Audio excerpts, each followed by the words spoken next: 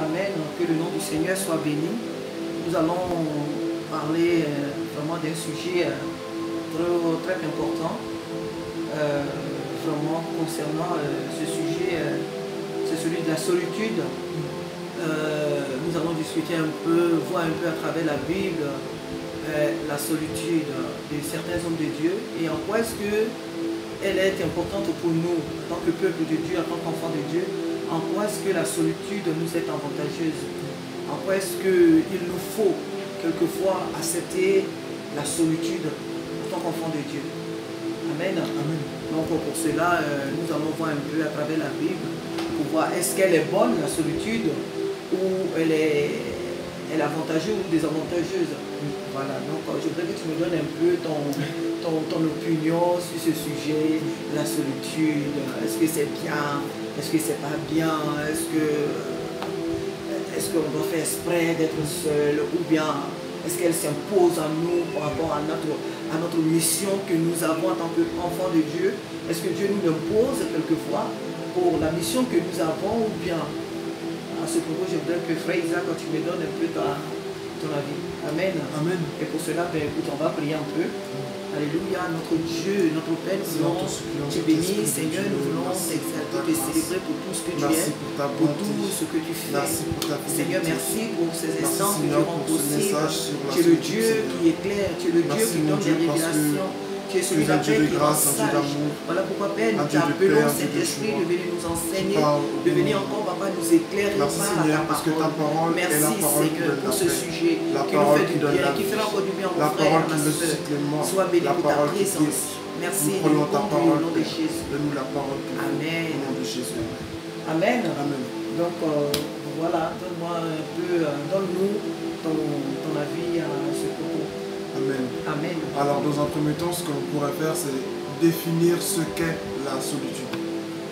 La solitude, avant tout, c'est le fait d'être à l'écart d'un groupe.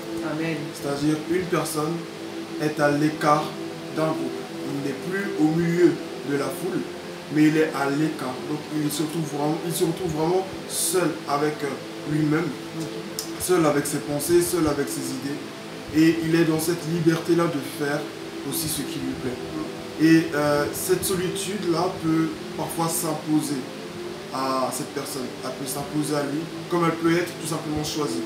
Les circonstances font parfois que la solitude nous est imposée. Soit parce qu'on a déménagé par exemple dans un nouveau pays et on ne connaît personne. Donc effectivement nous sommes seuls. Ou parfois nous vivons avec notre famille, où nous avons un groupe d'amis et par choix nous choisissons de nous séparer de ces personnes, que ce soit pour de bonnes ou de mauvaises raisons. Alors, quand nous lisons la Bible maintenant, nous voyons vraiment plusieurs types de solitude. Amen. Il y a la solitude, comme je viens de le dire, qui est imposée, et la solitude circonstancielle, c'est-à-dire celle que l'on fait par choix. Et nous le voyons premièrement dans le livre de la Genèse même d'ailleurs, Amen. Amen. Avec Adam. Adam, c'est vrai, était l'homme que Dieu avait créé, qui devait donner le nom aux animaux, qui devait faire toutes ces choses-là. Il avait un travail à faire, Amen. Cultiver le jardin, s'occuper, prendre soin de lui. Mais il arrive à un stade où, je crois bien que c'est dans Exode chapitre 3, oui, où l'on voit que Adam est seul. Adam se sent seul, il regarde parmi les animaux et il ne voit pas son semblable. Et Dieu décide de lui donner une femme. Je vais vraiment courtement, je vais vraiment plus vite. Et lorsque Dieu met cette femme à ses côtés, Adam se trouve vraiment comblé. Amen. Donc voilà, dans un premier temps, on voit que la solitude de l'être humain, il la vit comme une solitude imposée. Il n'est pas à l'aise dans cette position de solitude. Il lui faut à tout prix quelqu'un. Pour dire que quoi? On ne peut vivre seul. Amen. Donc, dans un premier temps, on voit qu'il y a des aspects négatifs de la solitude. Mais il y a aussi l'aspect positif. Amen. Pourquoi? Parce que Adam, dans le jardin, par l'absence de Ève, oui, a pu nommer les animaux. Il a pu donner des noms aux animaux. Il a pu, cultiver le jardin sans elle. Amen. Mais Adam certainement voulait quelqu'un avec qui il allait parler, quelqu'un avec qui il allait discuter, bien que Dieu soit là pourtant. Mais il avait besoin d'un vis-à-vis. Amen. Et il a été seul. Et cette solitude lui a été aussi bénéfique. Donc ça, c'est le premier aspect de la solitude. Tu m'excuses. Donc on va dire que Adam, dans ce premier moment, avant que Ève n'arrive, la solitude d'Adam lui a été avantageuse. Oui, parce qu'elle va lui permettre de pouvoir donner les noms aux animaux et tout. Donc cette solitude, elle était la bonne. Bien sûr. Elle était bonne puisqu'il y est ressorti de bonnes choses. C'est à travers ce temps-là, ce moment de solitude, qu'il a pu donner des noms aux animaux et tout, pour faire tout ce travail. Bien sûr. Donc on va dire qu'il a pu être concentré Bien sûr. à pouvoir faire le travail qui lui a été confié. Amen. Amen. Amen. Amen. Et bien entendu, c'est le cas au travers de la Bible. Il y a toujours des hommes que Dieu retire. Amen. Des hommes que Dieu prend à part. On le voit avec Noé, toujours dans la Genèse. Oui. Noé qui est un homme que Dieu prend à part. Amen. Que Dieu met à part pour une mission bien particulière. Celle de construire l'arche. Noé ne pouvait pas faire ce que les autres faisaient. Amen. Noé ne pouvait pas se comporter comme les autres gens de son temps. On le voit aussi avec Abraham. Abraham que Dieu prend de la maison de son père Terach pour dire va là où je te montrerai. Donc il doit cesser d'adorer les dieux que ses parents adoraient. Il doit cesser de se comporter comme eux. Et c'est la solitude dont j'ai parlé. Pour dire la deuxième solitude dont j'ai parlé, c'est-à-dire la solitude aussi choisie. Choisie par Dieu, c'est vrai. Mais Dieu nous donne toujours le choix. Amen. Donc je dirais que Abraham aussi a choisi de se retirer par l'instruction que Dieu lui avait donnée. Amen. C'est très important. Amen. Mais il est très important de donner des références. Et pour cela, je vais poursuivre avec le personnage de Moïse dans Exode chapitre 3. Amen. Dans Exode chapitre 3. On ne va pas forcément aller toutes les références. Non, bien sûr que non, bien sûr que non. Amen. Mais nous allons quand même donner quelques petites références. Amen. Quand même pour vous situer par rapport au domaine de la solitude. Alors dans Exode chapitre 3, nous voyons l'appel de Moïse. L'appel de Moïse qui lui vient de Dieu, devant le buisson ardent. Et Dieu l'appelle à aller délivrer le peuple d'Israël. Amen. Mais dans ce cheminement vers la montagne, nous voyons que Moïse quitte sa femme Séphora et ses enfants pour se rendre sur la montagne. Bien entendu, nous savons très bien que c'est Dieu qui l'a conduit. Voilà pourquoi dans un premier temps, j'ai parlé d'une solitude imposée, ou sinon d'une solitude circonstancielle. Moïse a été attiré par Dieu sur la montagne parce que Dieu voulait lui parler. Dieu avait quelque chose à lui dire. Et ce que l'on peut déceler dans ce passage, c'est que il y a des temps dans notre marche chrétienne où il est indispensable que nous soyons seuls. Amen. Si nous ne sommes pas seuls, nous aurons du mal à entendre la voix de Dieu. Nous aurions du mal à entrer dans la mission, dans le plan que Dieu a pour nous. Amen, amen, amen. Amen. Amen. Alléluia. Amen. C'est vraiment magnifique comme leçon qu'on peut en tirer vraiment de ces deux aspects de la solitude. Donc, tu as parlé de la solitude choisie, la solitude circonstancielle qui peut être aussi une solitude imposée par Dieu. Donc, de ces deux solitudes, on pourrait dire qu'on n'a pas vraiment le choix, même si l'autre, les deux sont différentes, mais il faut dire que, moi je dirais que les deux nous sont imposés, puisque désormais la Bible dit que si nous vivons, ce n'est plus nous qui vivons, parce que ici nous parlons dans le domaine de notre chrétienté, de notre marche avec le Seigneur. Donc on ne parle pas de ce que nous étions dans le monde, mais étant en Christ, la solitude, elle ne, quelquefois, même pas quelquefois, mais elle nous est, on va dire, imposée par Dieu. Elle nous est imposée par Dieu dans le but vraiment de nous enseigner. Lui, comme je le disais, la Bible dit que si quelqu'un est en Christ, il est une nouvelle création, les choses anciennes sont passées. Et toutes choses sont devenues nouvelles. Donc désormais, c'est Christ qui dicte notre vie, notre manière de vie et tout notre mode de vie. C'est Christ qui conduit cela. Amen. Amen. Alors, donc, moi je trouve, selon ce que tu viens de dire, je peux dire que la solitude en ce moment, elle est importante pour l'enfant de Dieu. Puisque Jésus lui-même aussi s'est souvent retrouvé aussi seul. La Bible dit qu'il sortait de la foule et pour aller dans le désert, aller dans un lieu désert pour prier et tout. Donc, je reviens un peu à ce que tu disais tout à l'heure, qu'il nous faut être seul pour pouvoir entendre la voix de Dieu. Donc, la solitude, elle est vraiment, mais vraiment, vraiment importante. Ce n'est pas une malédiction d'être seul. Ce n'est pas une mauvaise chose d'être seul. Mais lorsque souvent nous voyons qu'on est seul, une solitude à laquelle même on ne pense pas, mais qui s'impose à nous, je crois que nous devons nous réjouir et bénir le Seigneur pour ce qui nous arrive, que de nous plaindre, nous murmurer. Pourquoi? Parce qu'au milieu de cette solitude, Dieu nous enseigne. Dieu veut nous éduquer, Dieu veut nous transformer. Et donc moi je pense que la solitude, elle est très importante. Parce qu'il y a aussi cet aspect-là du côté dans le sens où, comment je peux dire, quand on voit les temps de la persécution. La persécution, lorsque un enfant de Dieu n'a pas appris à rester seul, dans les temps difficiles, il y aura des problèmes. Parce que dans les temps de persécution, on est dispersé, on est amené souvent dans des lieux vraiment inconnus. Et si on n'a pas appris à rester seul, il nous serait vraiment difficile de traverser des temps vraiment difficiles. Des temps difficiles. Comme tu le disais tout à l'heure, que ce soit Moïse, que ce soit même David, le roi David aussi. Le roi David aussi s'est souvent retrouvé seul. On parlait tout à l'heure de Jésus, mais il y en a tellement il y a tellement d'exemples, même l'apôtre Paul, il y a tellement d'exemples dans la Bible où la plupart des hommes de Dieu vraiment ont eu à se retrouver seuls pour pouvoir entendre la voix de Dieu, pour pouvoir venir transmettre ce que Dieu leur a dit dans leur intimité au peuple.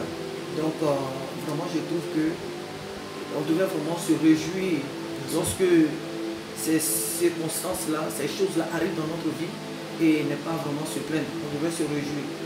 Voilà. Donc je ne sais pas si tu as encore quelque chose à dire à ce... Bien sûr. La solitude se caractérise vraiment par le fait, comme tu viens de le mentionner aussi, d'être mise à part par le Seigneur. Amen. Lorsque tu es mise à part par le Seigneur, sache que tu es seul. Amen. Non seulement parce que tu es unique, dans le fait d'être unique, tu es seul, bien entendu. Et même s'il y a du monde autour de toi, même s'il y a des gens qui t'entourent, Amen, amen. Même si tu es au milieu d'une foule, tu es seul. Et c'est ce que l'on voit dans le livre des Actes, chapitre 6, par rapport à la conversion de Paul. Amen. On voit qu'il est en route pour le chemin de Damas, pour aller persécuter les chrétiens, Amen. pour les mettre en prison. La Bible nous dit d'ailleurs qu'il respirait encore le meurtre, Amen. toutes ces choses-là. Mais c'est sur ce chemin que Jésus se révèle à lui. Amen. Et au moment où il tombe de son cheval, et que la voix de Jésus se fait entendre, la lumière est là, la gloire de Dieu est là, et il lui parle. Les gardes entendent le son de la voix, mais ils ne voient rien. Mais Paul seul voit. C'était une convocation. Oui. C'était un temps particulier, c'était un rendez-vous. Amen. Et il y a des temps où Dieu a un rendez-vous avec nous. Amen. Tu n'as peut-être pas prévu de jeûner, tu n'as peut-être pas prévu de veiller, Alléluia. mais c'est un temps où Dieu te donne rendez-vous. David était, en train de veiller sur le troupeau de son père. De son père, oui. Il était seul. Il était seul. Mais cependant, on l'appelle et pour qu'il vienne, parce que le prophète Samuel était venu. Il cherchait le nouveau roi que Dieu avait élu. Il savait qu'il faisait partie de la maison d'Isaïe, mais il ne savait pas lequel des enfants d'Isaïe allait devenir le futur roi d'Israël. Et lorsque il a fait le tour de tous les fils d'Isaïe, le Seigneur ne l'a pas convaincu toujours de qui allait être le nouveau roi d'Israël. Et on lui a demandé, est-ce qu'il n'y en a pas encore un autre? Et on lui dit au final, il y en a encore un qui garde les moutons. Et on l'a fait chercher. Celui qui était à l'écart, on l'a fait chercher. Il est venu. Et étant même au milieu de la foule, au milieu de ses frères, il a été oint. Il a été distingué. Amen. Et je reprends sur la mention de la mise à part. Quand Dieu nous appelle, nous devons être seuls. Amen. Quand Dieu nous appelle, il est nécessaire, il est indispensable, il est inévitable que nous soyons seuls. Amen. David était seul, même s'il était au milieu de ses frères, il était unique. Amen. Il était seul. Joseph aussi était seul, il était unique. Amen. Donc c'est très important. Et quand nous comprenons cela, nous ne prenons pas la solitude comme un fardeau. Nous ne souffrons pas. Nous ne souffrons pas. Nous ne souffrons pas Non, de cette solitude. Non. Lorsque nous avons compris, Oui. nous ne souffrons pas. Bien entendu. Et d'ailleurs, on n'est pas réellement, on n'est pas seul. Non. On sait qu'on est avec le Seigneur Bien est sûr. avec nous. Bien sûr. Donc on n'est pas seul en réalité. Non. Voilà. C'est ça, c'est très important de prendre le bon côté des choses. pourquoi je n'ai pas d'amis, pourquoi personne ne vient me voir, pourquoi personne ne m'appelle. C'est pas que les gens sont méchants, c'est pas que les gens sont mauvais, c'est même pas qu'ils voient quelque chose particulièrement, mais c'est plutôt parce que Dieu a vu quelque chose. Parce que Dieu veut que tu vois quelque chose. Amen. Que tu n'avais pas encore vu auparavant. Amen. Il veut que tu sois témoin de quelque chose dont tu ne pourras pas être témoin étant au milieu de la foule. Amen. Jésus, pour qu'il fasse des miracles, il fallait pour un temps qu'il se retire Amen. dans le désert. Et il y a tellement d'exemples dans la Bible. Amen. Tous les hommes de Dieu de la Bible, je dis bien tous. Mais Élie aussi. Élie même. Élie, lorsqu'il fut devant Akab, à un moment, Élie se retrouve seul. Il se retrouve seul. Que ce soit les hommes ou les femmes que Dieu appelle dans la Bible, tous se retrouvent seuls. Comment ça s'appelle? Que ce soit la veuve de Sarepta avec Élie. Que ce soit, comment ça s'appelle? La femme qui était au puits avec Jésus. La Samaritaine. Merci, c'est ça, la Samaritaine. Elle était seule avec Jésus. Et c'est étant seule avec Jésus qu'elle a reçu la bonne parole. Amen. Pour aller la propager. Marie de Magdala, exactement, oui. Comment ça s'appelle? Le jour de la résurrection de Jésus. Elle était seule. C'est vrai, il y a le groupe de femmes. Et c'est pour ça, encore une fois, que le Seigneur nous a inspiré, que même étant au milieu d'un groupe, tu peux être seul. Elle était avec le groupe de femmes. Mais c'est à elle. On parle d'elle au point où on a l'impression qu'elle est toute seule. Or, dans le livre de Luc, nous voyons très bien qu'elle est accompagnée d'un groupe de femmes. Marie, la mère de Jésus, c'était là. Mais c'est à elle que Jésus parle.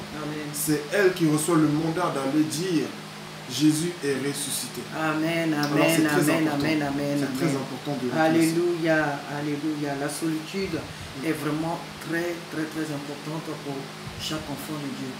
Pour chaque enfant de Dieu conscient de son appel. Vraiment, il est très important que nous pensions à cela, que nous ne sommes pas forcément amenés à être dans la foule. Mais il y aura un temps où il faudrait que nous sortions. Nous faudrait sortir vraiment de la foule pour mieux entendre aussi la voix de Dieu, pour mieux recevoir les directives de Dieu. Il nous faut sortir de la foule. Donc nous retrouver seuls. Jésus nous a bien dit, je suis avec vous jusqu'à la fin du monde. Donc un enfant de Dieu ne devait pas être triste parce qu'il n'a pas d'amis, parce qu'il n'a pas de, je ne sais pas, de personnes qui lui rendent visite et qui lui fait ceci, cela. Nous n'avons jamais été seuls puisque Christ lui-même est avec nous. Il dit, je suis avec vous jusqu'à la fin du monde. Donc le Seigneur est avec nous. Et les anges qu'il a mis aussi à notre disposition sont avec nous. Et lorsque un enfant de Dieu prend conscience de cela, vraiment, je pense qu'il devrait vraiment s'estimer heureux. Parce que, effectivement, le fait d'être seul me dit vraiment que tu es spécial, que tu es mis à part. Cela ne veut pas dire forcément que tous les jours, dire que oui, si je n'ai pas d'amis, je ne sais pas. Ça veut dire que non. C'est pas ce que nous voulons dire par là. Ici, nous voulons parler d'une solitude en tant qu'enfant de Dieu, en tant que quelqu'un qui est conscient de qui il est, de quelqu'un qui connaît son identité en Christ. Et si cette personne, ce frère ou cette soeur connaît son identité, jamais elle ne prendra sa solitude vraiment sur un mauvais point, ou bien du mauvais côté, si on peut le dire. Voilà, donc vraiment je te remercie beaucoup mon garçon, que le Seigneur te bénisse. On aura encore prochainement d'autres sujets sur lesquels nous devons vraiment, le Seigneur nous ouvrira encore les yeux pour pouvoir partager avec nos frères. Vraiment certainement ça nous fait déjà du bien et ça le fera aussi vraiment, on espère, du bien au peuple de Dieu. Que le nom du Seigneur soit béni. Mais je pense aussi que ce sujet, il y a beaucoup à dire dessus. Il y a beaucoup de choses. Il y a beaucoup vraiment à dire, beaucoup à dire sur ce sujet. Voilà. Ce sujet, on a beaucoup à dire parce que la solitude, c'est vraiment quelque chose de très profond. Alléluia, amen. Parce que même comme tu le disais tout à l'heure, il y a des personnes qui sont vraiment dans une foule, mais en réalité, elles sont seules. Elles se sentent seules. Alors qu'elles sont en famille, mais elles se sentent seules. L'homme et la femme sont là, mais la femme se sent seule. Le mari se sent seul. Bon, ça, on peut dire ça, c'est un peu du mauvais côté. Mais nous disons toujours que l'enfant de Dieu doit comprendre qu'il est amené à très souvent rester seul. Pour rencontrer Jésus, nous devons être seuls. Bien sûr. Pour rentrer dans notre intimité, dans notre appel, il nous faut rester vraiment seuls avec le Seigneur. Parce que c'est dans la solitude que vraiment le Seigneur nous enseigne, que le Seigneur nous parle, que nous apprenons vraiment à nous familiariser avec la voix de notre Père. Amen. Alors je vais te laisser dire quelque chose, une dernière conseil, si tu veux donner des conseils à nos frères ou à nos soeurs qui traversent vraiment ces moments et qui ne comprennent pas pourquoi est-ce que dans leur vie ils se sentent souvent seuls, ils se font des amis, mais quelque temps les amis les fuient, alors que ce n'est pas des personnes qui vivent mal leur vie chrétienne, qui sont vraiment conscientes de leur marche, qui servent vraiment Dieu de tout leur cœur, mais qui souvent sont seuls et ils ne comprennent pas pourquoi est-ce que souvent je me retrouve seul? Donc si tu as un message à leur donner, c'est à toi le... Amen. Amen, amen. Donc la dernière chose que je pourrais dire, c'est que la solitude, c'est aussi une protection. Amen. Et très souvent, on veut avoir des gens avec nous, on veut des personnes avec nous. Or, nous ne comprenons pas que c'est vrai, nous prions, Seigneur, donne-moi des amis, donne-moi des gens. Même des fois, on dit, Seigneur, donne-moi des amis chrétiens. Ah oui. Mais si Dieu ne te donne pas des amis chrétiens, c'est pas parce que tu es mieux qu'eux, c'est pas parce que eux sont moins bien que toi, c'est pas qu'ils n'aiment pas vraiment le Seigneur, c'est pas forcément ça. Mais Dieu sait que si des fois tu as des amis, tu as des gens avec toi, tu les feras passer avant lui et Dieu ne veut pas cela. Donc Dieu est en train de te préserver de quelque chose. Amen. Donc, prends courage. Amen. Et sache que même si tu es seul, Dieu est là. Et Amen. Dieu a quelque chose de spécial à te dire. Amen. Et une dernière chose, c'est que la solitude peut s'imposer à une personne. Mais la solitude peut s'imposer aussi à un groupe de personnes. Amen. Nous voyons que Israël, Dieu les a mis à part parmi toutes les autres nations. Amen. Les disciples aussi, Dieu les a mis à part. Dans le peuple d'Israël, les disciples étaient mis à part. Ils devaient rester dans la chambre haute dans le but de recevoir l'Esprit Saint afin de le transmettre à toute la création, à toutes les nations. Ils devaient transmettre l'évangile. Donc la solitude peut s'imposer aussi à un groupe de personnes. Pas parce qu'ils sont mieux, mais parce que Dieu les a distingués. Et c'est très important de bénir Dieu dans la solitude. Ne te plains pas parce que tu es seul. Ne vous plaignez pas parce que d'autres gens ne viennent pas vers vous. Vous avez peut-être commencé une œuvre et les gens ne viennent pas. Dieu a des choses à vous dire. Dieu a des recommandations à vous donner. Parce qu'il ne suffit pas que les gens viennent. Dieu non seulement vous former, mais il faut prendre soin des âmes qui viennent. Amen. Donc c'est très important. Et Dieu ne veut pas que les gens viennent, sortent du monde pour entrer encore dans un autre monde. Donc c'est très important d'accepter la solitude. En fait, il faut accepter la solitude. Amen. Accepter la volonté de Dieu. Souvent on demande, Seigneur, c'est quoi la volonté de Dieu? Mais la volonté de Dieu peut être que tu sois seul pendant un temps. Et ça, il faut l'accepter. Il faut avoir le discernement, l'humilité de reconnaître que Dieu me veut seul. Amen. Amen. Donc, que Dieu soit béni. Chers frères et sœurs, que le nom du Seigneur soit béni pour ce merveilleux moment que le Seigneur nous a permis de passer avec à votre compagnie. Que toute la gloire lui soit rendue. Et nous vous disons plutôt à bientôt pour un autre numéro, toujours sur la parole de Dieu. Amen. Que Dieu nous bénisse. Amen.